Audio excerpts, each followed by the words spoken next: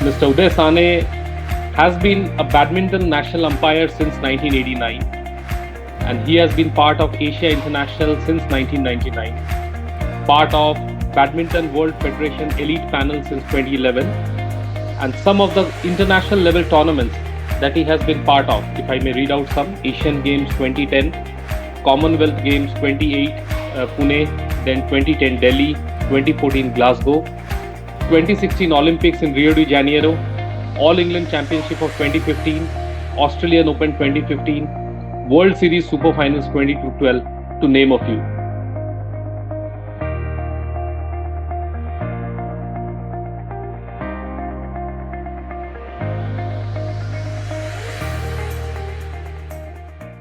Good evening and welcome everyone to another new edition of Timo Talk. And I'm very happy to announce that we have with us Mr. Dhananjay Sane, who is also fondly known as Mr. Uday Sane. So thank you, sir, for being with us here. Sir, just to kind of understand a bit about this unconventional profession in sports that you have taken. So just to start with, I think the first question every youngster may would like to know from you that how have you been as a part of as being a youngster in terms of your likes and dislikes towards sports, academics, and in general, if you may say, sir. Yes. In general, I was a studious kind of a guy, not very much fond of so much of sports and any other cultural activity. As you know, middle class families they could not afford much of the sports activities, particularly at a higher level. So naturally, they were not encouraging such kind of activities.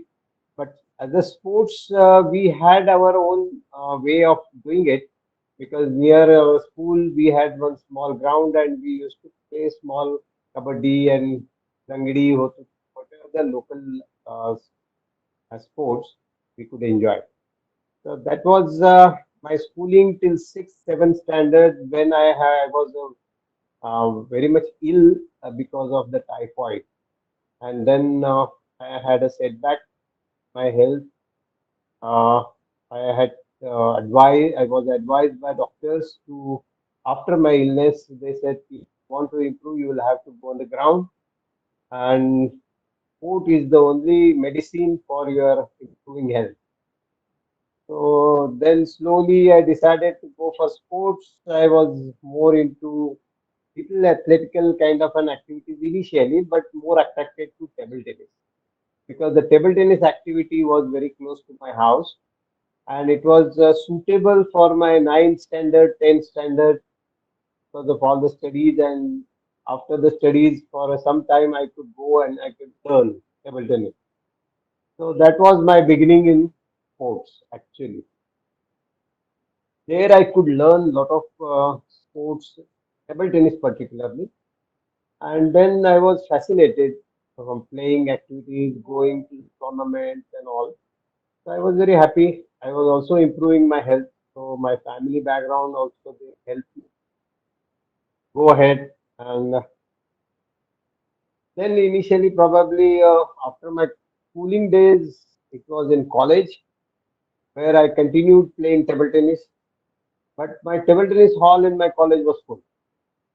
So there was no opportunity for many players to play for say two matches, three matches in sequence.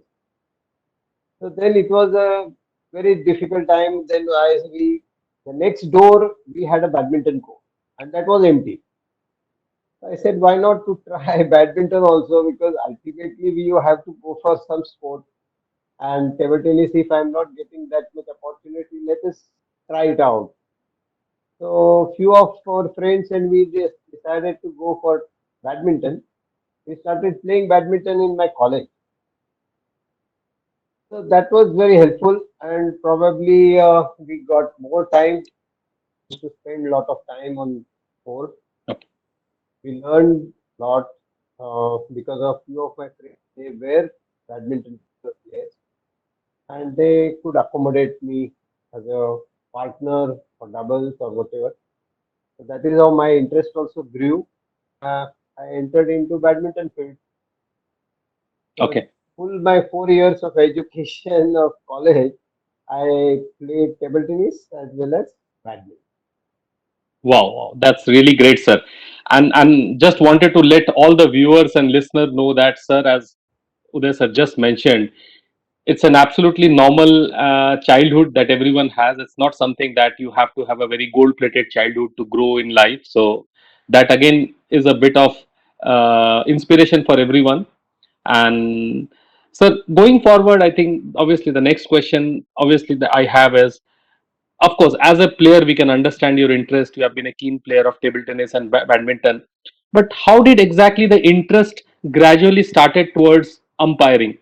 Is it your keen observation capabilities that you have developed over a period of time, or is it something else? It was something else actually. Of course, being a science student and you always have an eye for meticulous things, small things and all. Hmm. But umpiring was never in my thought also. Okay. What happened was after my graduation, I was for a job for 3 years in Mumbai. Followed by I came back to Pune and started helping my father's business.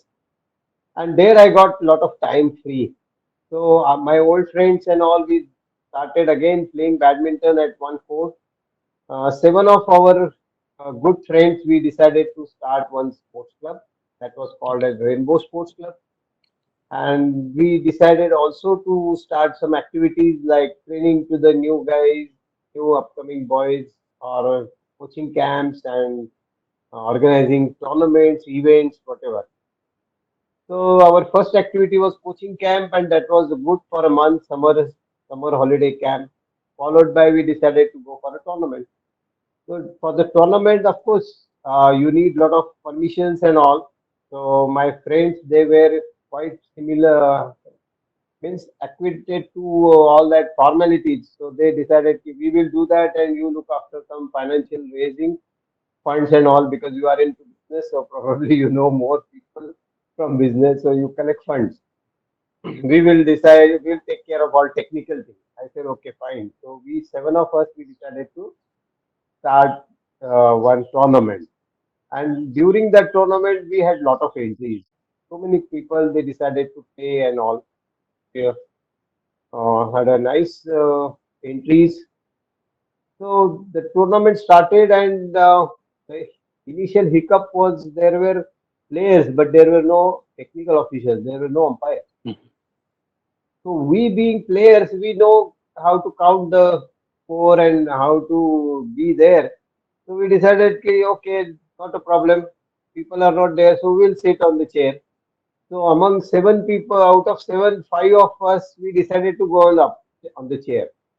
So alternately, we used to go on the chair. We used to start the match as per our own ways, and counting was very familiar. So we counted and then wrote the score, everything, and presented to the referee. The referee was more professional, and he was from part of association. He said, "Ki, no, no, you have done good job, but need more knowledge. You need technicalities to understand." And then they said, "Why don't you join us for the training programs? Because there used to be some training at our association's club, one affiliated club, Lakshmi Krida Mandir." And then I joined them. Every Sunday, we used to have lot of discussions on laws, rules, regulations.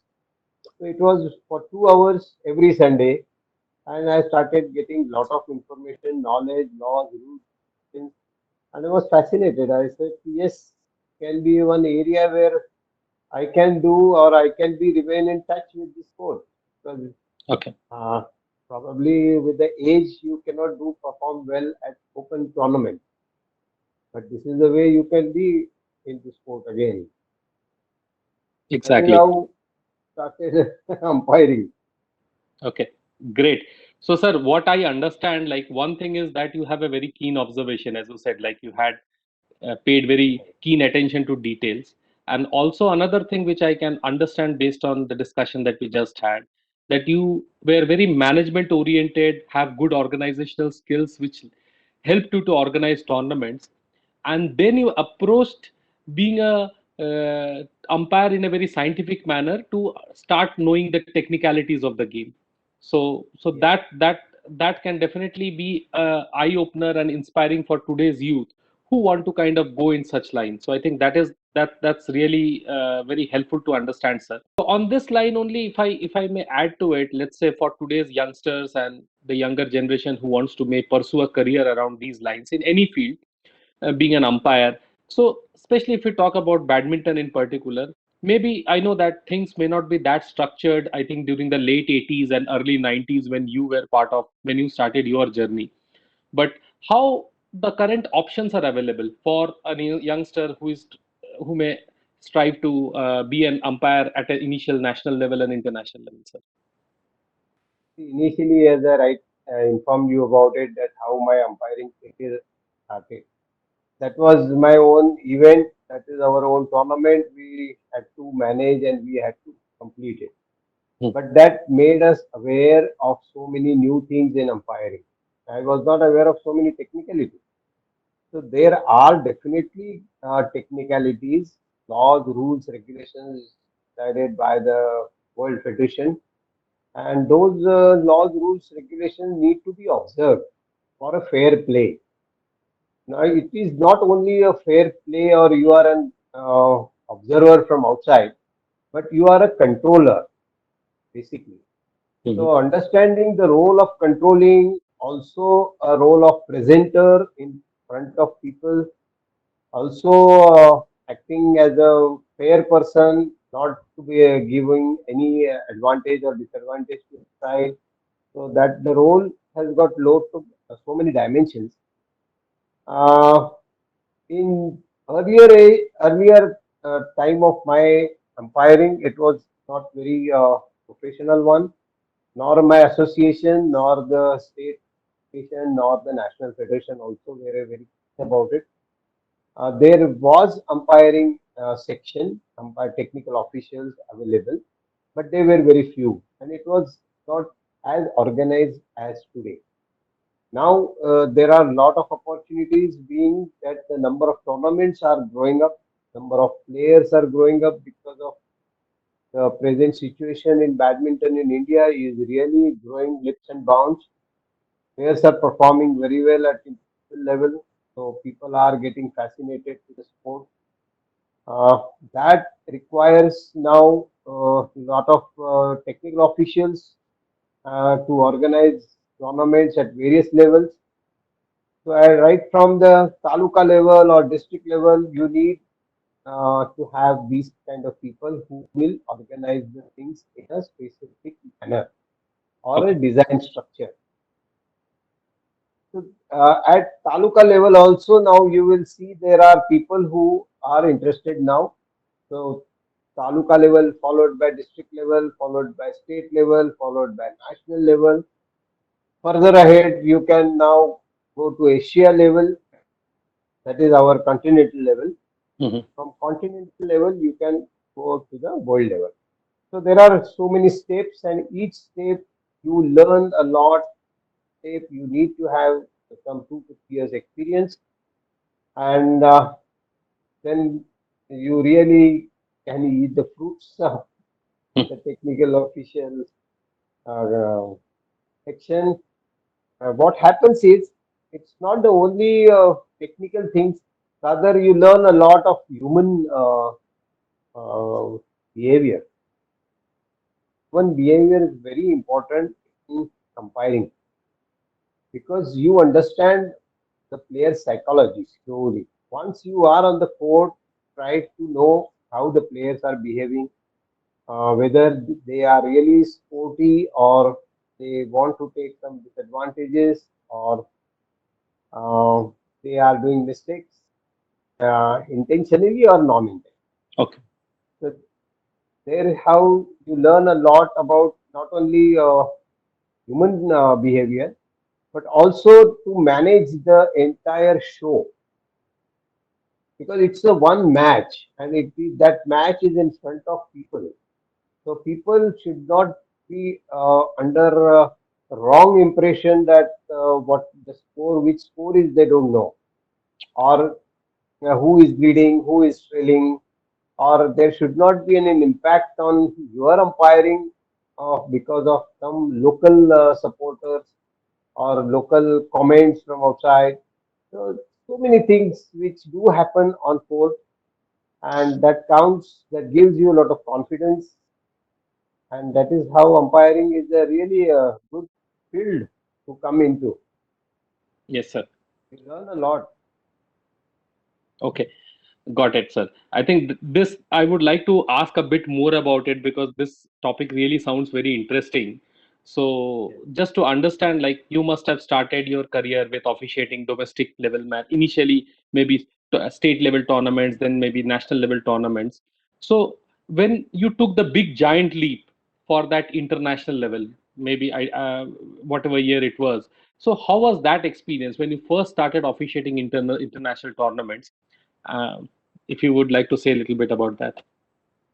89, I was into field of umpiring at national level, and in a span of 10 years at various levels, I got opportunity to go ahead for the tournaments, maybe South Zone, West Zone, uh, interstate, or during even district tournaments, Mhm. everything. So that gave a lot of good experience. And now, when I was eligible for my first international event, because of my performance at national, it was a SARC tournament Okay, that happened in Hyderabad, and it was the second SARC event which was planned by SARC Countries Association. That was at Hyderabad, and it was a really good eye opener because there were only three or four umpires, and only two courts were operated. Various international players, they appeared on the court, and the technicalities, that is everybody's language is different. See here, in India, whenever we used to do umpiring in my own town, Pune, I know Marathi, so I could explain them in Marathi. correct. At national level, probably I could explain them if anyone was not very versatile with English, probably in Hindi. Hmm. Now the things are changing as you go beyond the boundaries, and the Right. communication is again an issue. So there you have to be very vigilant. You'll have to be very careful that whatever the standard vocabulary or standard language, if you are not using, it becomes difficult for players also to understand what your action is and what you want to say. So these are the things for the international, particularly because they don't understand much.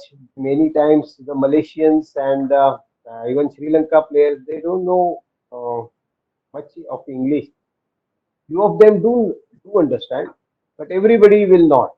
So Mhm. that is how you will have to be strictly adhering to the standard vocabulary, which is given, which is informed to the players from their coaches.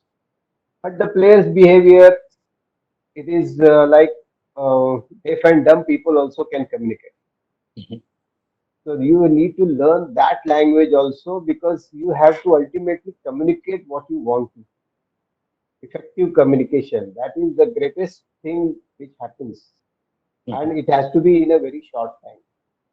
You cannot just take your own time and sweet time on the court and let it Yes. uh, go on. That cannot be.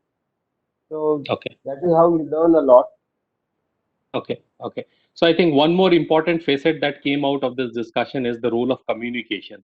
You are Yes, talking beyond the national boundaries, wherein a local native language or a supposed national language like Hindi won't play a part. Here, even English is maybe a limitation in some of the countries. So that definitely, sir, and that is where I think you here is your technical terms related to badminton will have to be pronounced very clearly and neatly, and that has to be yes. articulated. Yep. Thank you, sir. I think that was a really an eye-opening bit of advice or bit of information that you just gave us.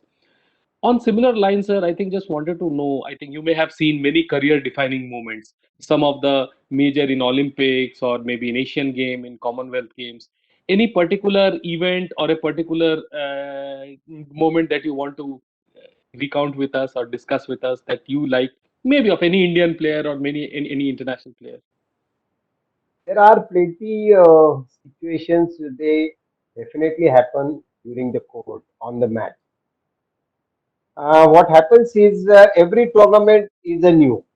Mhm. Every tournament gives you a new experience.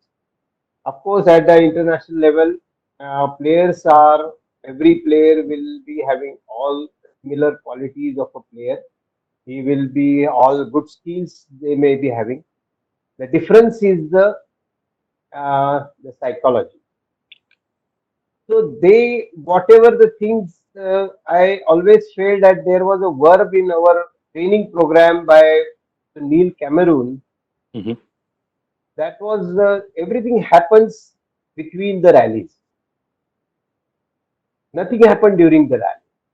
So player Right. behavior, if you want to see anything, you must check between the rallies. Mhm. So what's happening? What must be happening in his mind? How he is going to behave? So a lot of things you need to keep on observing. First of all, need to keep an eye-to-eye contact. So eye-to-eye contact is very important. So Okay. if anything is something wrong, behavior is going to happen. Mhm. Uh, the player will not look at you. Mhm. The player will start looking at somewhere else, and that starts proactiveness. So Okay. we become proactive. What is proactive is something that something is going to happen, and you need to be very careful. So that is the thing between the rallies which happens that any gimmicks, any advice, anything from outside, or if any player has got 4.5 points lead, probably another player will always try to take out some time, delay the game. He wants to recover from whatever. If he has got exhausted, then he will ask for breaks and anything. Mm. Now there are plenty of situations that do happen on court, like many times during Olympics or during Asian Games or during Super Series, semi-finals and all. The thing happens is it happens in front of so many people. Almost in if you go to Malaysia, if you go to Indonesia, the number is about 5,000 to 6,000 in Okay. at a gallery.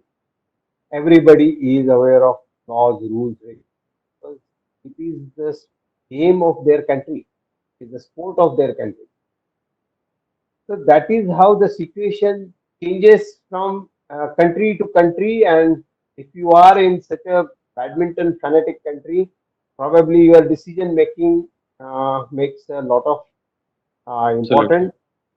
Particularly when I had an opportunity to have a semi-finals in Malaysian Super Series in Malaysia. There was a local Lee Chong Wei who was of course, he is the number one player. He was number one player in the world for long. He was playing against Danish player and the semi-finals. The line judges from the local people they gave a wrong decision.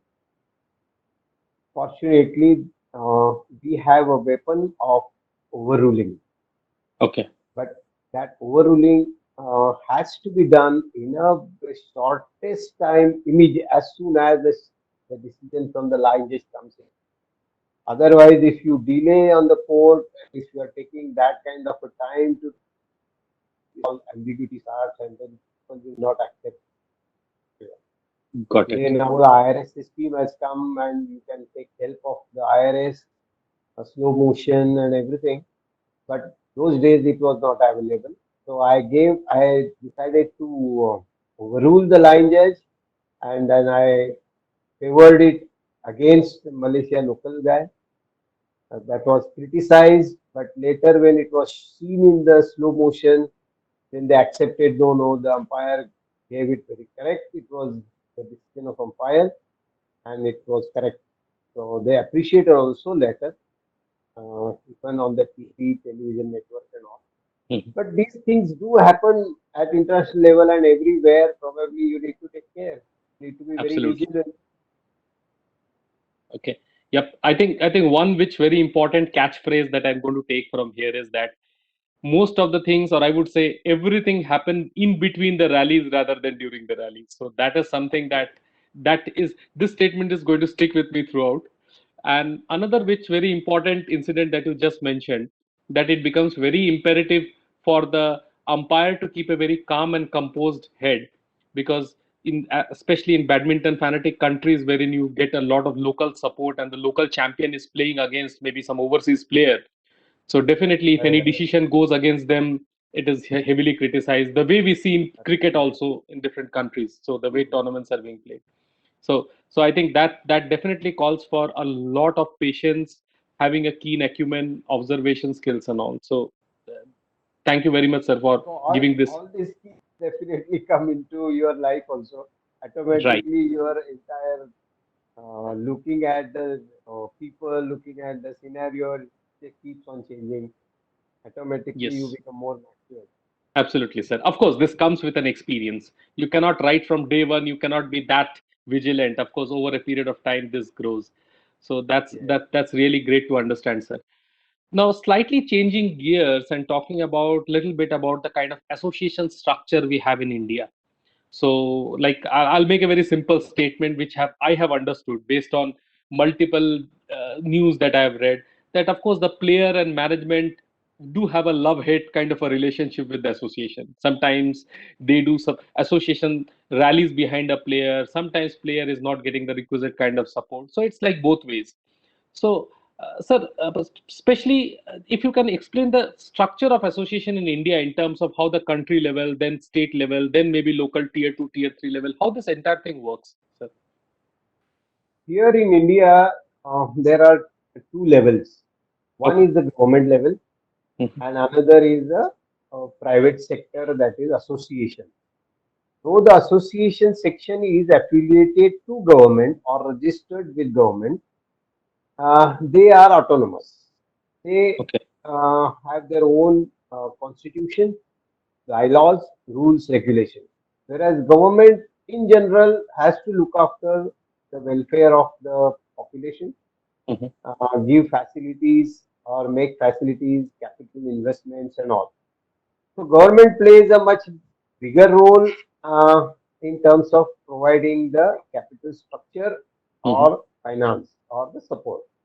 Whereas association people, they normally will look for the technicalities, sending the right people to the tournaments, selection criteria, event management, and that is how they send the entry for the various tournaments in the international. Now, this structure is something national federations, which is a body formed out of the state association. So all state associations are the members of the national body and they elect the president, vice president, secretary, and all. Similarly, the state associations are the bodies who are having members of district. The district association will have further down, percolated down to taluka, clubs and all. So this is how the national federations are also part of the continental association followed by the World Badminton Federation. So Okay. this is a separate chain. Badminton World Federation is affiliated to the Olympic charter. The Olympic, they are having the different sports associations affiliated to them, and they provide some funds for the development of the sport. So this is a private channel. Government channel is they are through their sports associations, or Sports Authority of India, now Khelo India, Mhm. uh, and the state association, their own state sports council and the district sports council and everything. So everyone, they also have a different channel, and through the channel they also keep on doing a lot of events and infrastructure development. So these are the two channels. So one channel which is at a school level, at a higher level, uh, government have the tournaments, school tournament 14, 17, 19. Okay. Whereas the federation will have from 11, 13, 15, 17, 19 and open and veteran also. So they have much more age groups available for the competition. Okay. Okay. Okay. So, sir, just one thing here. Like now, here is a very tricky thing. Now, when you talk about, say, the provisional autonomy that we have with the associations, that association at even at a state level or maybe at a level 2 of, let's say, tier 2, tier 3 cities, they have their own autonomy. So here is where, like, I'll tell from my personal opinion where we see a gap. Let's say in a city like Pune, Mumbai, or Hyderabad or Bangalore, definitely the association would be strong. Or more than the association, there are a lot of private players who are operating in terms of creating the kind of infrastructure.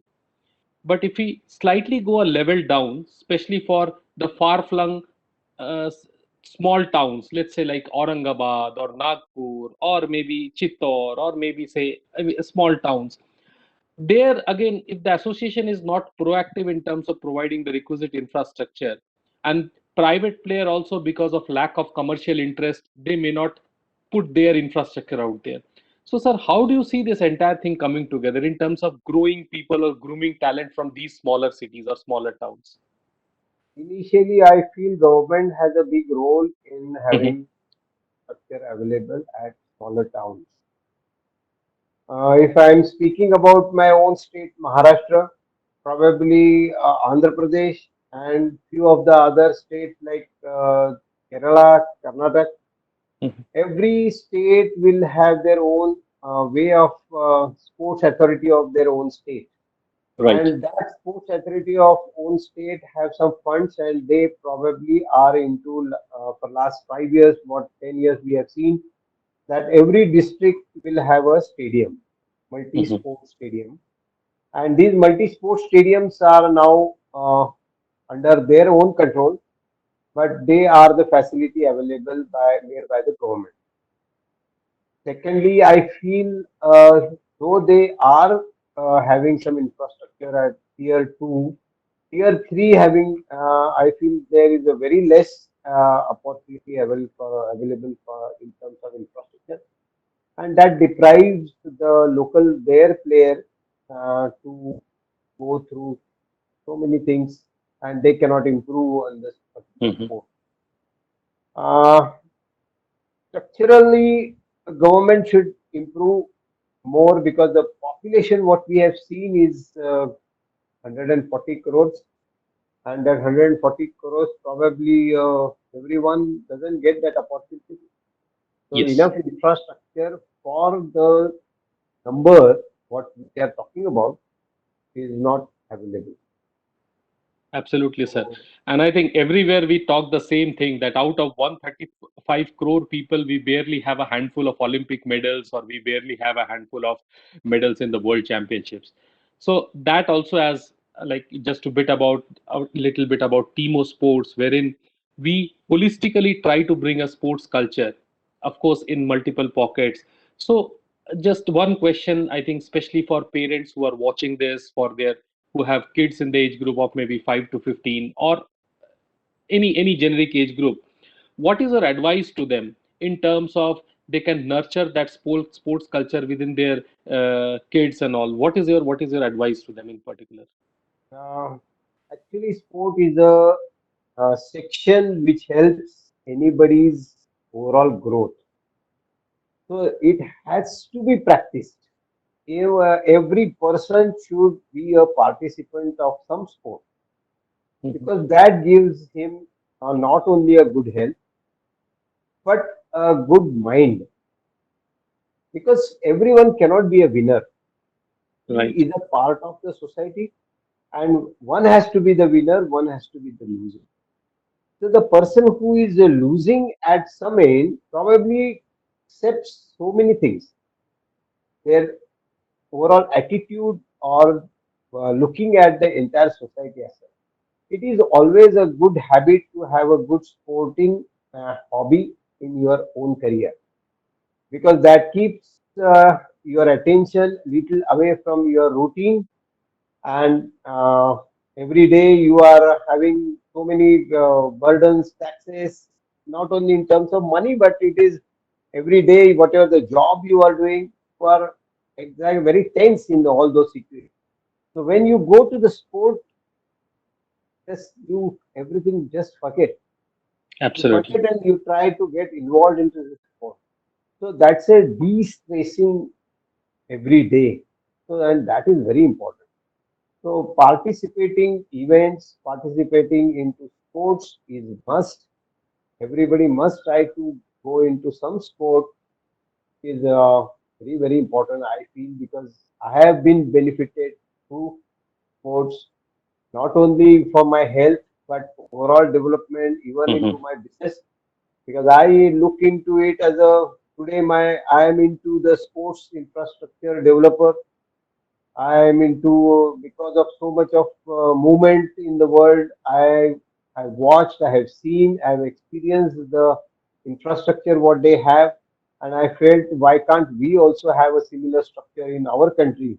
So I Absolutely. was always guiding to the people who were doing something in terms of infrastructure. Slowly, I started developing my own business, like wooden flooring, sports floorings, which was not available in India. People were bringing it from the foreign country. Today, it is made available here everywhere. We are just manufacturing the things which are as equivalent as foreign countries. So that's a good thing that has happened. Like sports has given me everything, Absolutely, not sir. only health, but everything. My thinking process, my business, so my life has changed. Sports has made me a person. Absolutely. No, I think that's a very, very valid point that you said, that although you have officially retired from the federation, but the way you are keeping yourself engaged, I think that is a glaring example that yes, how sports can be a de-stressor and like a refresher and energizes you every time. Be even if you are 8 or 80, it hardly matters. If you are really engaged in some form of sports, that excitement, that adrenaline rush is definitely going to like help you in every possible way. True, true, true. So Very true. so so so thank you very much, sir. I think this is really a great discussion that we had.